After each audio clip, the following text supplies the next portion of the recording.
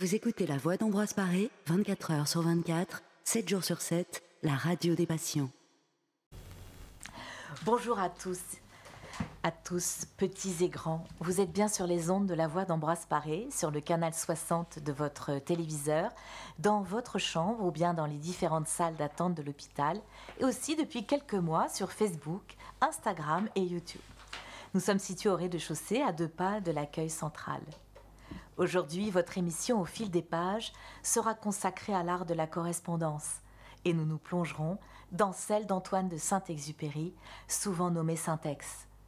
Laissez-moi d'ailleurs prendre quelques largesses avec la chronologie. Par ailleurs, je vous en remercie. Alors, par qui du pilote ou de l'écrivain commencer ? Laissons-nous emporter et nous envoler sur la planète Saint-Ex, Saint-Exupéry. En fait, Antoine, Jean-Baptiste, Marie, Roger, nobles de naissance, arrivent sur Terre à Lyon en juin 1900. Saint-Ex a plusieurs vies en une seule, et son bref passage sur Terre de 44 années fut dense, et l'encre de son écriture, ainsi que celle de ses aquarelles, reste et restera gravée dans nos mémoires d'enfants, et d'enfants devenus grands, ou pas d'ailleurs, car là est bien le sujet de son œuvre. Saint-Ex, du côté pile de la pièce de sa vie, a navigué entre les chœurs, l'écriture de contes, de poèmes et récits, d'articles de presse, et du côté face de la pièce, il y a l'aviation, l'Afrique, la cordillère des Andes, entre autres. A de Antoine, A d'Afrique, A des Andes, A d'aviateur, B de Borgo et C de Corse, d'où il partit le matin du 31 juillet 1944, après une nuit passée hors de la maison de maître qui accueillait les militaires de l'armée de l'air, devenue camp de base. Vous écoutez La Voix d'Ambroise Paré. À Solenzar, appelé aussi Zara, les pilotes qui se trouvent ici parmi nous sauront très bien de quoi l'on parle. La base mythique des pilotes de chasse de l'armée de l'air entre Bastia et Porto-Vecchio en Corse. La veille, la question s'était posée de faire effectuer ce vol de reconnaissance par Saint-Ex ou non. En effet, lors de sa carrière de pilote, il connut beaucoup d'incidents techniques, voire d'accidents, dont un dans le désert de Libye qui lui inspira le fameux conte philosophique du Petit Prince. Au petit déjeuner donc, ce matin du 31 juillet, Saint-Ex n'est pas là. Pas rentré en tous les cas, en tout cas pas encore.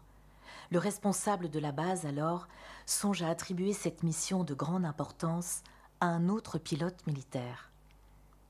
Lorsqu'arrive Saint-Ex, qui demande, voire exige de reprendre sa mission, ce qui fut fait in extremis. Et c'est lors de ce tout dernier vol de reconnaissance entre Borgo en Corse, près de Bastia à l'est, et l'autre rive de la Méditerranée, au large de la Provence, qu'il s'abîme en mer. Comme pour mieux souligner sa singularité, il disparaît à jamais, laissant ses intimes, ses proches, orphelins, alors qu'il était censé préparer et sécuriser, faire du repérage pour faciliter le débarquement de Provence, prévu pour le 15 août. Parti à 8h15 du matin de la base, avec 6 heures de carburant embarqué, à 14h, il n'y a toujours pas de nouvelles, ni de retour, et aucune tour de contrôle n'a de traces de son avion. Seul Horst Rippert, bien des années après, pilote allemand, sait ce qu'il est advenu, semble-t-il, du Lightning P-38, l'avion de Saint-Ex, retrouvé près des Calanques marseillaises, près de l'île de Riou, par moins 85 mètres de profondeur en l'an 2000. Le mini-camp de base, resté dans la tente, comprend alors que Saint-Ex n'est plus, et qu'il ne restera de lui que la face de l'homme, écrivain, philosophe, dessinateur, celle qui reste gravée à jamais dans le cœur des hommes de la planète Terre. Antoine, arrivé en Argentine pour y faire des courriers, des vols au sein de l'aéropostale, qui développe ses activités, il retrouve d'ailleurs ses amis Jean Mermoz et Henri Guillaumet. D'ailleurs, voici la lettre qu'il écrit à sa mère la veille de son départ pour l'Argentine. « Ma petite maman, je viens enfin de savoir ce que je fais. Je suis nommé directeur de l'exploitation de l'Aéroposta à Rantina, filiale de l'Aéropostale, aux appointements de 22 000 francs environ. Je pense que vous êtes contente. Moi, je suis un peu triste. J'aimais bien mon existence ancienne. Il me semble que ça me fait vieillir.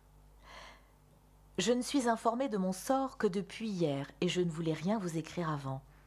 Je piloterai d'ailleurs encore, mais pour des inspections ou bien des reconnaissances de lignes nouvelles. Je vais vous envoyer une longue lettre par bateau demain. Je vous embrasse comme je vous aime tous. D'une femme l'autre, il croise Consuelo Sunsin Sandoval, née au Salvador et installée en France pour ses études. Quelques mois après son arrivée à Buenos Aires, ils se sont rencontrés en 1930 à l'Alliance française. Consuelo était présente car un hommage était rendu à son défunt mari trop peu connu d'elle, mariage bref.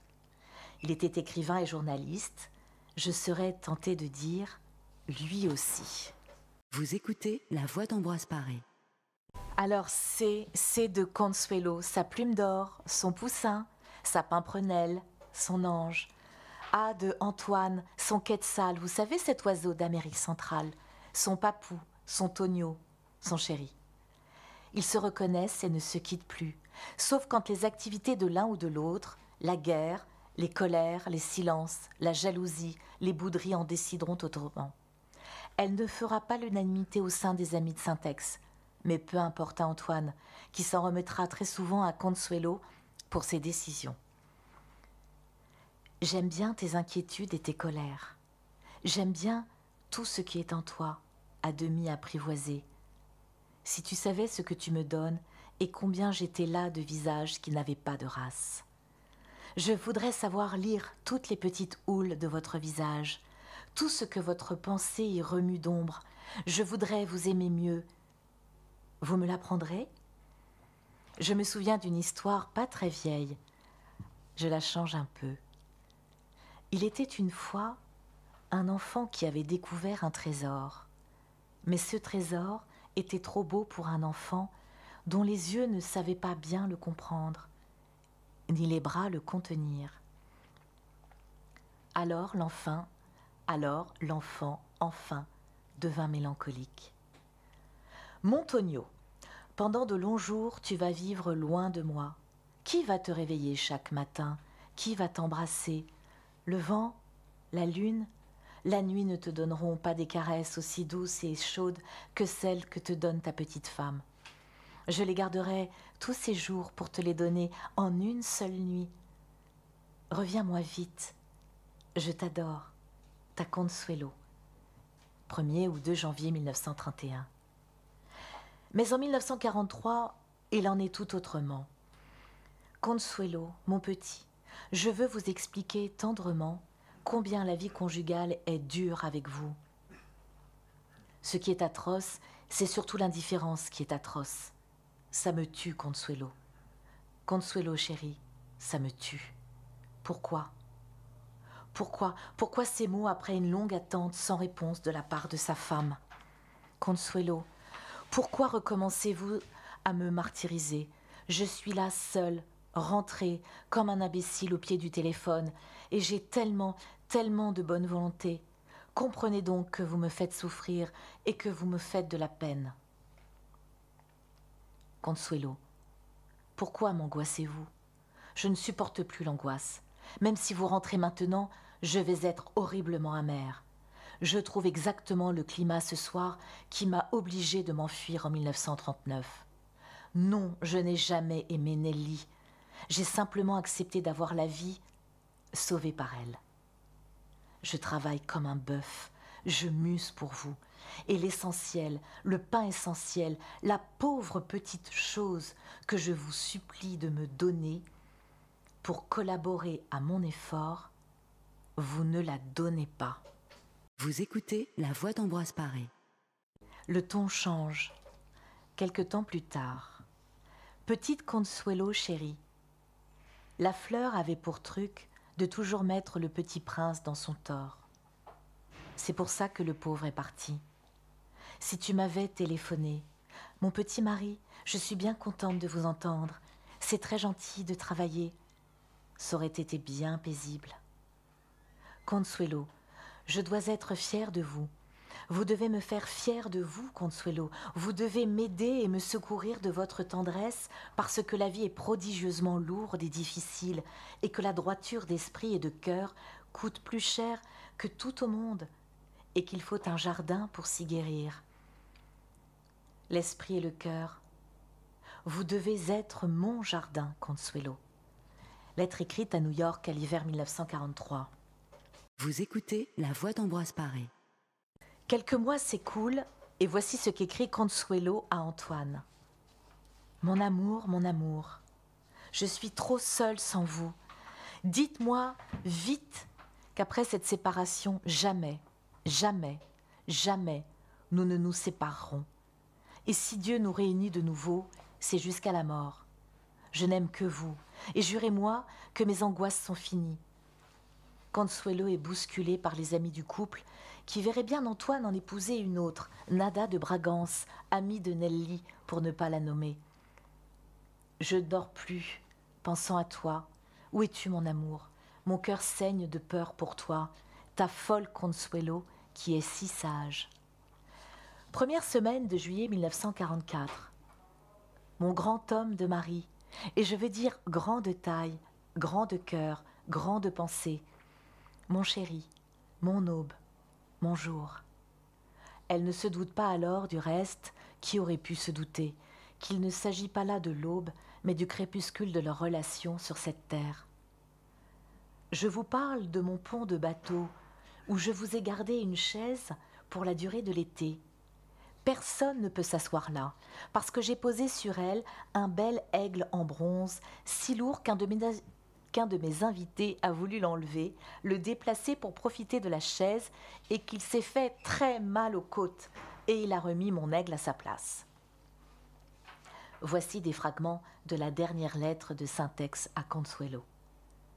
Je fais la guerre très loin. On a bien voulu, enfin, oublier mon âge, et je suis le seul pilote du monde qui fasse la guerre à 43 ans, et bientôt 44. Et sur cet avion très perfectionné, la limite d'âge est de 30 ans. Je suis sur un Lightning P-38. Je pense qu'il y en aura beaucoup qui seront contents si je suis tué. Priez pour votre papou qui fait la guerre avec sa longue barbe blanche et toutes les démolitions de son corps. Je ne puis vous dire où je suis, mais on fait la guerre à partir de l'Italie, la Corse et la Sardaigne. Je ne puis vous décrire ma maison. D'abord ai-je été dans une tente, car même si je décris ma chambre, je ne pense pas qu'elle renseigne beaucoup l'ennemi s'il lit ma lettre. J'ai une jolie table en carton et un réchaud pour le thé, un encrier, des papiers, bien en désordre, des livres sur une étagère et 2 paires de souliers. J'ai aussi un soulier tout seul qui est parti en promenade sur une valise et l'autre qui reste introuvable. J'ai de l'eau de Cologne, une lampe électrique, des savons, des rasoirs, 6 rasoirs, une paire de pantoufles et une cravate que je ne mets jamais. 2 pyjamas, dont l'un est au lavage. J'ai aussi surtout une photo de Consuelo, 2 lunettes de Consuelo. Ah, aussi, j'ai des moustiques, quelques puces et une punaise de service, une seule. Les autres sont occupés ailleurs. Il y a beaucoup de camarades dans notre petite maison. Elle est à 20 mètres de la mer. La petite maison est à 20 minutes du premier village. Oh, Consuelo, soyez en paix. Il n'est pas une femme sur 20 kilomètres autour de nous. Nous avons un appareil à douche et un bar riche en alcool. Et enfin, nous avons une radio, mais qui ne marche jamais. Et puis, il y a la face écrivain de Saint-Ex. D. D de dit, dessine-moi un mouton, traduit en 509 langues. L'œuvre la plus lue après la Bible, Le Petit Prince, illustré de ses propres aquarelles. Vous entendrez la musique du désert si vous tendez l'oreille. D de désert. Vous écoutez La Voix d'Ambroise Paré.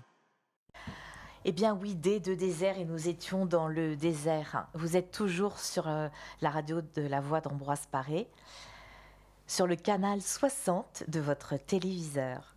Chacun d'entre nous est unique. Chaque individu est un empire. Dans le journal L'Intransigeant en 1936, alors qu'il couvre la guerre civile en Espagne, il écrit « C'est l'action, le mouvement qui nous permet de nous dépasser. La vertu cardinale qu'est le courage nous permet de nous élever spirituellement. L'essentiel est invisible pour les yeux et nous réalisons quand notre mission est accomplie.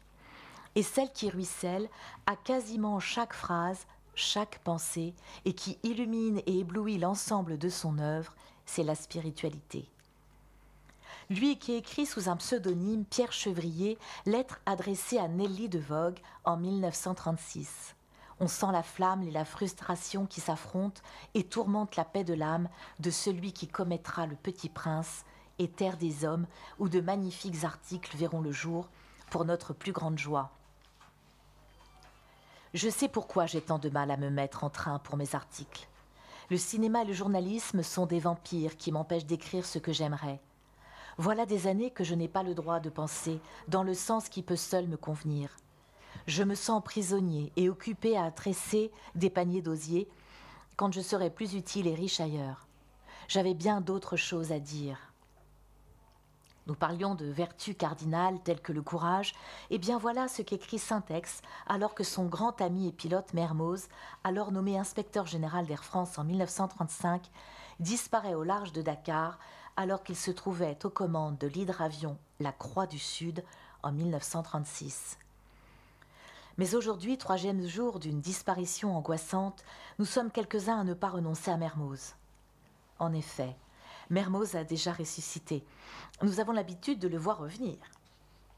En effet, jamais au grand jamais, Mermoz ne renonçait, et voici quelques preuves de ce courage et de sa persévérance. Vous écoutez La Voix d'Ambroise Paré.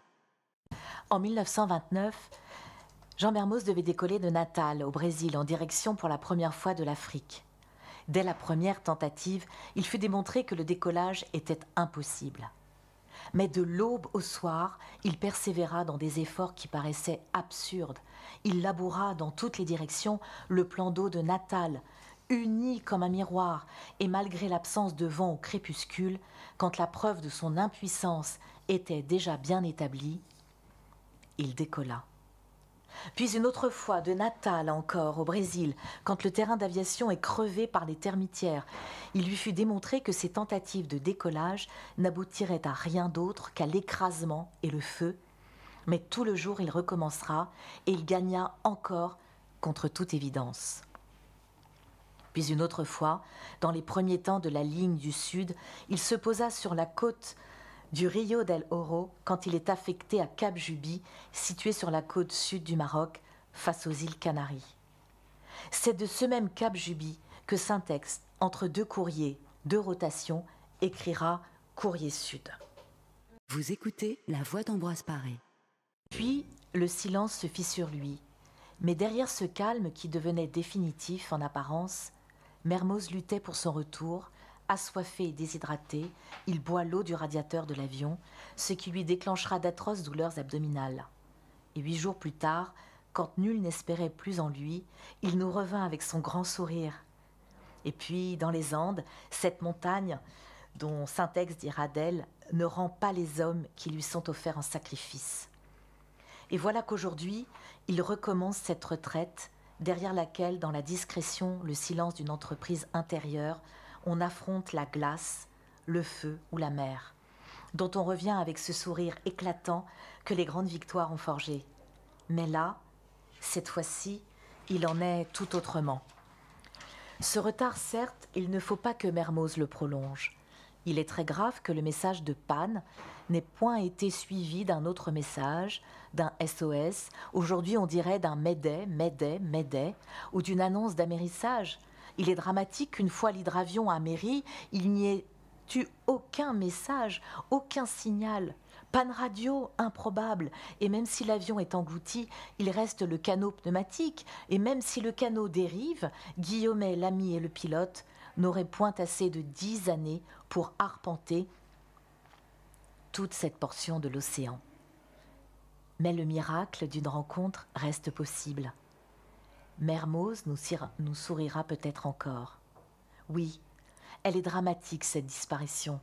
Oui, il est terrible ce silence qui se prolonge. À chaque drame semblable, il m'a semblé que l'on mourait, non de l'accident, mais du silence. Il ensevelit mieux qu'une pluie de cendres. De 8 jours de silence, on ne revient pas. Nous poursuivons les écrits de Saint-Exte quand il est journaliste en 1938 à Paris Soir au sujet de la guerre. Je vous livre ici quelques-unes de ses réflexions. En tant que journaliste. Pour guérir un malaise, il faut l'éclairer. Et certes, nous vivons dans le malaise, nous avons choisi de sauver la paix, mais en sauvant la paix, nous avons mutilé des amis. Et sans doute beaucoup parmi nous étaient disposés à risquer leur vie pour les devoirs de l'amitié. Ceux-là connaissent une sorte de honte. Mais s'ils avaient sacrifié la paix, ils connaîtraient la même honte, car ils auraient sacrifié l'homme. Quand la paix nous semblait menacée, nous découvrions la honte de la guerre.